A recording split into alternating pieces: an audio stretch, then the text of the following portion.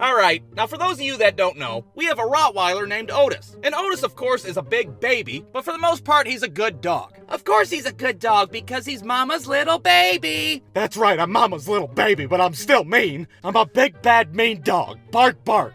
Well, with that being said, Otis does have a few bad habits that he needs to get rid of. Like, for one, he likes to sit around the house like this, which, honestly makes me uncomfortable. I don't know why. Maybe it's because his dick's touching the carpet? I mean, who the hell wants dog dick touching the carpet, for Christ's sake? Like I said, Otis is a big baby, but he still likes to pretend that he's mean and scary. But his ass is about as intimidating as a goddamn Teletubby. Hell, I watched him bark at a basketball for like 20 minutes straight one time, and that basketball couldn't give two shits. Not to mention, Otis needs constant attention, or else he'll throw a fit like some kind of moody teenager. Nobody rubbed my belly this morning, so I tore up this stuffed animal, and then I humped whatever was left of it. But out of all of Otis's bad habits, I'd have to say that the most annoying one is when he brings in shit from the outside. Hey, I found this giant tree branch outside, and now it's my new best friend. And he brings in all sorts of crazy shit from outside. We're talking branches, rocks, some kid's fucking big wheel, he doesn't give a damn.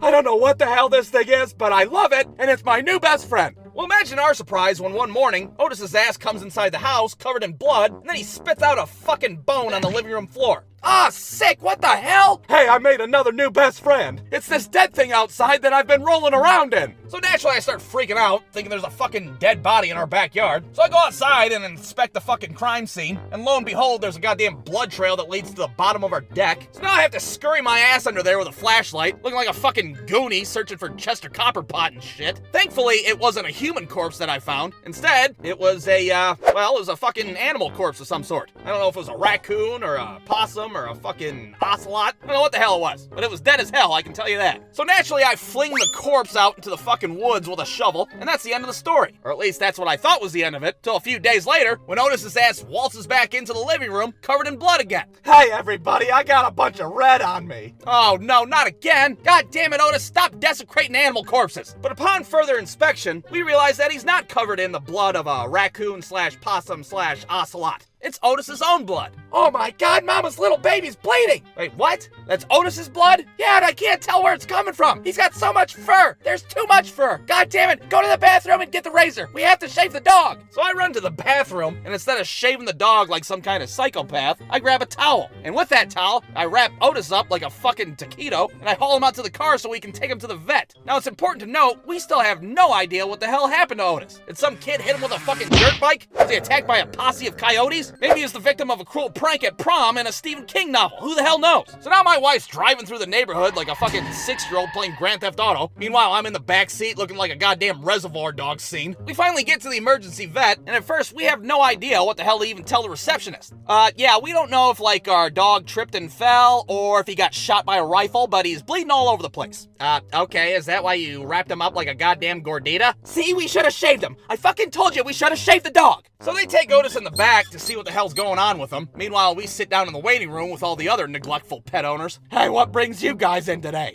We don't really know exactly. Oh, that's cool. I'm here because I knocked a can of beer into my fish tank, and now my pet turtle's all fucked up. Oh, okay, well, I'm sorry to hear that. So like an hour and a half goes by, and all of a sudden Otis comes tap dancing out like nothing ever happened. I got a boo-boo on my paw, but they made it all better, and I'm still a scary, scary boy. Bark, bark, bark. Oh my god, is Mama's little baby okay? Oh yeah, he's alright. He just broke a nail on his left paw. Wait, what? All that blood and he just broke a goddamn nail? Yeah, sometimes they bleed quite a bit, but he's okay. Oh, and sir, your drunk-ass turtle's fine. He just needs to sleep it off. Get your hands off me, lady. I'm not sleeping shit off. Come on, let's go to Taco Bell. So all in all, let me summarize what the hell happened that day. First, we hauled a 120-pound Rottweiler burrito into the car. Then we committed 14 moving violations to get him to the vet. And finally, we paid that vet $600. Also, Otis could get a fucking manicure. But in the end, we were just happy that Otis was okay, and he was back to his non-intimidating self in no time. Granted, he was missing a front claw for a while, which his temperamental ass was very self-conscious about. Are you guys looking at my missing claw? Stop it or else I'm gonna go rip up a roll of toilet paper and then hump whatever's left of it. Alright, since it seems like everyone does a video on their first job, I might as well do one on mine. And that job was being a cook at my local pizza restaurant. I was a pizza making machine. I had my little hat, my little smock, and my little name tag that had the wrong name on it. Now, I told my boss that my name wasn't Javier and I wasn't the least bit Hispanic, but he didn't care. So I was Javier for the 2 years that I worked there. Now, I don't mean to brag, but I was pretty good at my job. I was fast, efficient, and I made some pretty sexy pizzas, I must say. I don't know what it is, Martha, but I think I want to have relations with this pizza. During the afternoon, it was pretty boring. We didn't have a lot of orders, so all I had to worry about was the all-you-can-eat buffet. And since I'm lazy as hell, I'd usually just make cheese pizzas for everybody to eat.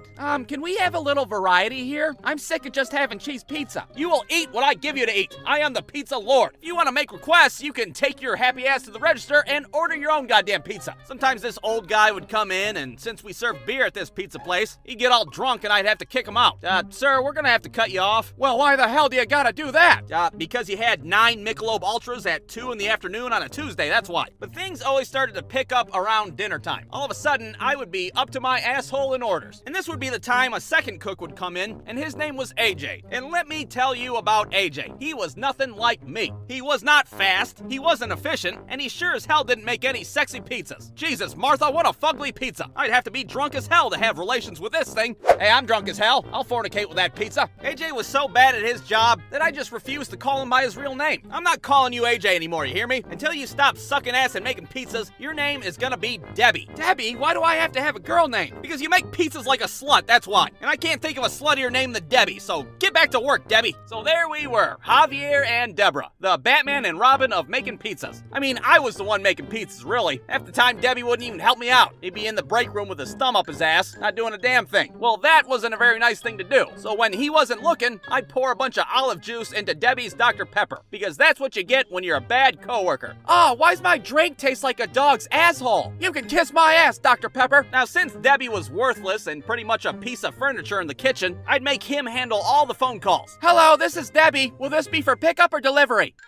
What happened? Did you order the pizza? No, some weird transvestite named Debbie answered the phone and I got uncomfortable. And it was probably a good thing that he handled most of the customers, because when you're getting slammed with orders in a 110-degree kitchen, you tend not to be in the greatest mood. I don't care how many books you read, you little shit, you're not getting a free personal pan pizza. Because on top of everything else, you had to deal with people complaining about their food here and there. Yeah, excuse me, why the hell are all my pepperonis a different circumference? What kind of pizza place are you running here? And then you'd have to deal with the people making dumbass special requests for their pizza. Could you just put olives on 3/8 of the pizza? Yeah, can you spell out sorry I ruined Christmas and pepperonis? It's for my ex-wife. Could you, I don't know, fold up the pizza like a paper airplane and fly it into my mouth? But the worst would be the people that would come in at the very last minute. Hey, what time do you guys close?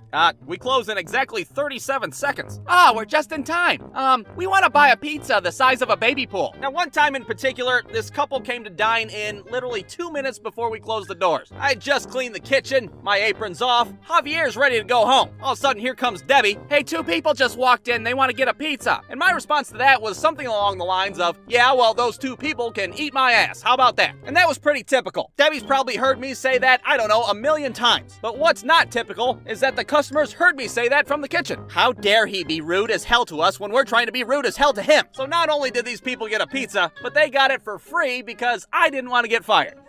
That was just a little joke. My ass isn't even on the menu. Yeah, but if you guys want to try something that does taste like ass, you should try our Dr. Pepper.